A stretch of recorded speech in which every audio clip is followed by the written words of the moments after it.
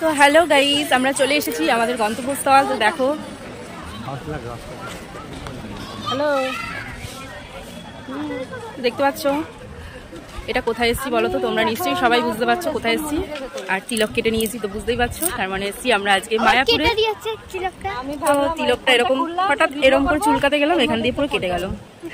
তো যাই, চলো তোমাদের সঙ্গে শেয়ার করা যায়। তো গাইস, এই যে হচ্ছে গিয়ে মন্দিরে কাজ চলছে। তো প্রচন্ড পরিমাণে ঠাকুরকে ডাকতে ডাকতে এসেছি।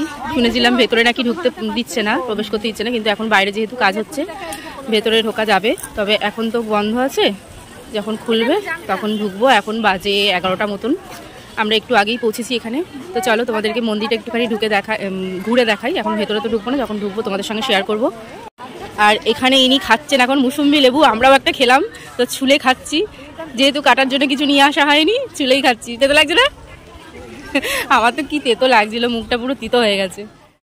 তো বন্ধুরা, আমি তোমাদেরকে বললাম ভেতরে যখন ঢুকবো তোমাদের সঙ্গে শেয়ার করব। এটা একদমই আমি ভুলে গিয়েছিলাম বলতে, যে ভেতরে তো ক্যামেরা কোনো অ্যালাউই নেই।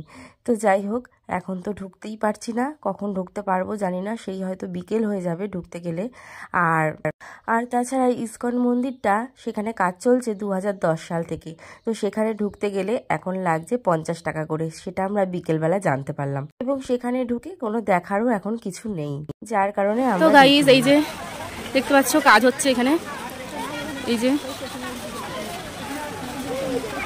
এদিকে কাজ হচ্ছে বলে তাই ভেতরে এখন ঢোকা তো যাবে না, জানি না, দেখা যাক। মনে হচ্ছে ভেতরে পরে ঢুকতে পারবো। আর এই জায়গাটা শুধু দেখো, অসাম জায়গাটা, ও দুর্দান্ত লাগছে। আসলে আমি এর আগে একবার এসেছিলাম, কিন্তু সন্ধে হয়ে গেছিলো, তো সেই কারণে তখন ভালো করে ঘুরতেও পারিনি, দেখতেও পারিনি। তো এই ফার্স্ট টাইম আমি আসলাম মায়াপুরে। তো তোমরা কে কে এসেছো? আশা করি সবাই এসেছো, কারণ আমি বোধহয় বাকি ছিলাম, আমার আসা হয়নি। তো চলো তাহলে ভিডিওটা এইটুকুই, আসছি আবার পরের ভিডিওতে। টাটা।